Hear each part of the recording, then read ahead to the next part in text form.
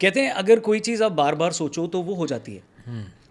तो आपने शिव जी को और श्री राम को इतनी बार सोचा है, तो कभी वो हो गए? आई मीन आपको अपीयर हुए सामने किसी भी तरीके से, आपको लगा है? बॉलीवुड का डायलॉग है, सारी कायनात जुड़ जाती है।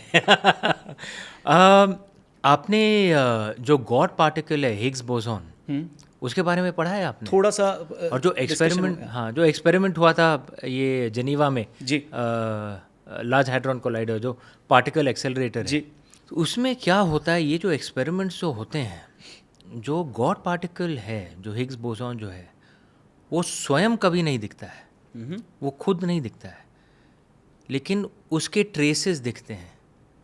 कि अगर आप एक एक्सपेरिमेंट कर रहे हैं और आपको अगर एक, मैं ज़्यादा डिटेल में नहीं जाऊँ, मुझे फिजिक्स में भी बहुत रुचि है, ठीक है, ज़्यादा डिटेल में नहीं जाऊँगा, आपके व्यूअर्स शायद बोर हो के अभी ये तो फिजिक्स क्लास हो गया मैंने 10th स्टैंडर्ड में छोड़ दिया था, अभी नहीं सुनना है, तो मैं थोड़ा क्विकली संक्षिप्त में हाँ, भाषा और समरी में बताता हूँ कि जब वो एक्सपेरिमेंट्स होते हैं आपको स्वयं हिग्स बोसॉन नहीं दिखता है, लेकिन उसका ट्रैक दिखता है कि कुछ इफ़ेक्ट्स दिख रहे हैं, और अगर ये इफ़ेक्ट्स दिख रहे हैं तो थ्योरी ये है कि ये इफ़ेक्ट तभी होगी जब हिग्स बोसॉन हो।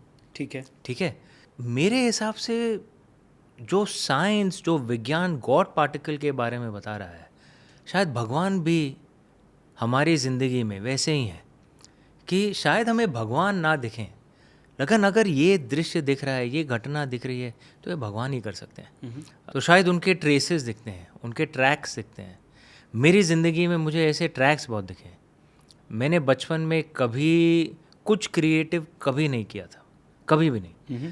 पूरा पढ़ाकू बच्चा था मैं। बीएससी मैथ्स किया मैंने, उससे ज़्यादा पढ़ाकू कौन होगा। IIM कलकत्ता से MBA किया मैंने, फुल लेफ्ट ब्रेन, थोड़ा एग्ज़ाम फोकस्ड, स्टडीज़ फोकस्ड।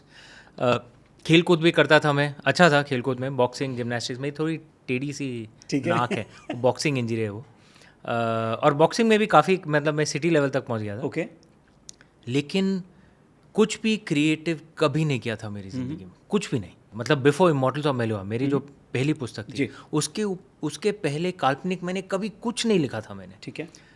और मेरे जो यार दोस्त हैं वो, मतलब स्पेशली स्कूल कॉलेज के, वो आज भी मिलते हैं तो बोलते हैं सच पता है एक्चुअली किसने लिखा है क्योंकि कुछ आसार नहीं दिखाए थे मैंने। तो मेरा ये मानना है कि अगर मुझ जैसा इंसान इतनी, मतलब 12 पुस्तकें लिख दी मैंने, थोड़ी लंबी भी होती हैं, बिल्कुल, रिसर्च होता है उसमें, मतलब थोड़ी इंटेंस भी होती हैं, लेकिन मेरे हिसाब से एटलीस्ट स्टोरी फास्ट पेस्ड है। ज़्यादा पाठक तो मेरे युवा पीढ़ी के हैं, they can read it quickly.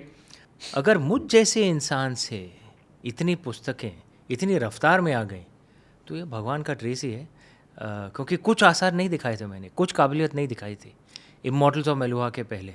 और आज भी जब मैं ये चोला टाइगर्स मतलब पेश कर रहा हूँ आप सबको, आज भी जब मैं लिखता हूँ, मुझे आज भी समझ में नहीं आता है कि ससुरा ये कहानी आती कहाँ से है। सही बात।